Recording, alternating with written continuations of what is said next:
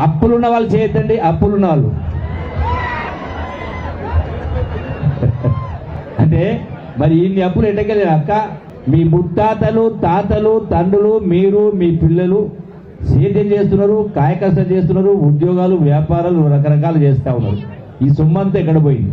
మళ్ళా మా ప్రభుత్వం ద్వారా పెన్షన్లు, పెట్టుబడులు, ఇండ్లు, రుణమాఫీలు, సన్నబియ్యాలు, బస్సులు రకరకాలు ఇవి ఇస్తా ఉన్నాం. మరి ఇవి అవి రెండు కలిపితే బ్యాంకులలో మీ ఖాతాలో నగదు మూలుగుతుండాలి. మీ మెడలలో 5 తులాలు 10 తులాలు బంగారం దగదగ మెరుస్తుండాలి. ఎవరి మెడలలో నల్లపూస దాడే కనపడతా ఉన్నాయి, మెరుస్తలేవు.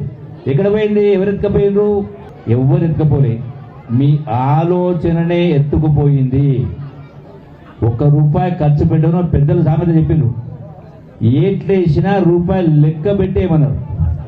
మీరు ప్రతి రూపాయి ఖర్చు పెట్టే ముందు ఒకసారి ఆలోచన చేసి మన మనసు మనం ప్రశ్నించుకొని ఇది అవసరమా కాదా అని ఒకసారి ఆలోచన చేయాలి. అందుకనే ఇళ్ళకి సంబంధించి చెప్తా ఉన్నాం. అట్లనే ఇలా ప్రైవేటు చదువుల పేరు లక్షలు ఖర్చు పెడతా ఉన్నారు.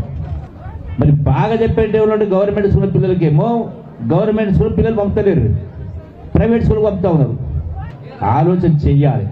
అట్లనే రోజు 1 గంట మనది కాదంటే నిండు 100 జీవితం మనదే. ₹1 ఖర్చు కాకుండా ఇలా ఏ దవాఖాన చూసినా కూడా ప్రైవేట్ దవాఖానా గవర్నమెంట్ దవాఖానా ఇసుకేస్తే రాలేదు జనం ఉన్నారు. ఎందుకు పాడైపోతా ఉన్నాయి? అందుకనే రోజు 1 గంట ఎగరడం ఎగరాలి, ఆడడం ఎగరాలి, దుంకన దుంకాల, ఈతను కూడా ఏదో ఒకటి చేయాలి.